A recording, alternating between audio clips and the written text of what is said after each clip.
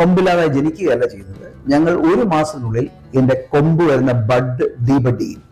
ഡീഹോണിങ് എന്നാണ് ആ പ്രോസസ് എന്ന് പറയുന്നത്. ഞങ്ങളത് ഡീഹോൺ ചെയ്ത് കളയും. കരിക്കുന്ന പ്രോസസ്സിംഗ് അല്ലേ? കരിച്ചു കളയും. അതിന്റെ ഗുണം എന്ന് പറഞ്ഞാൽ പശുക്കൾ അറിയാതെ പോലും നമുക്കൊരു ബുദ്ധിമുട്ടുണ്ടാക്കില്ല.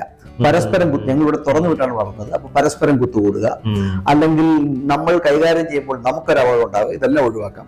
പിന്നെ പശുക്കളുടെ അല്പമെങ്കിലും ഉള്ള ആക്രമണ സ്വഭാവം ഇല്ലാതാവുകയും ചെയ്യും.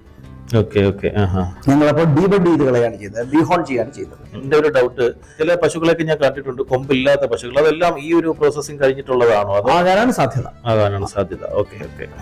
പാലിന്റെ വിപണനവുമായി ബന്ധപ്പെട്ട് എന്താണ് പറയാനുള്ളത്? പാലിന്റെ വിപണനം എനിക്കൊരു ചലഞ്ചായിട്ട് തോന്നിയിട്ടേ ഇല്ല. ഞങ്ങൾ ഉത്പാദിപ്പിക്കുന്ന എല്ലാ പാലും കൊല്ലം മാർക്കറ്റിലാണ് കൊണ്ടുപോകുന്നത്. കോൾഡ് ചെയിൻ ഉറപ്പുവരുത്തി ഞങ്ങളുടെ പാലില് യാതൊരു വിധത്തിലുള്ള പ്രിസർവേറ്റീവ്സും ഇല്ല. ഇതിൽ നിന്ന് യാതൊന്നും വേർതിരിച്ച്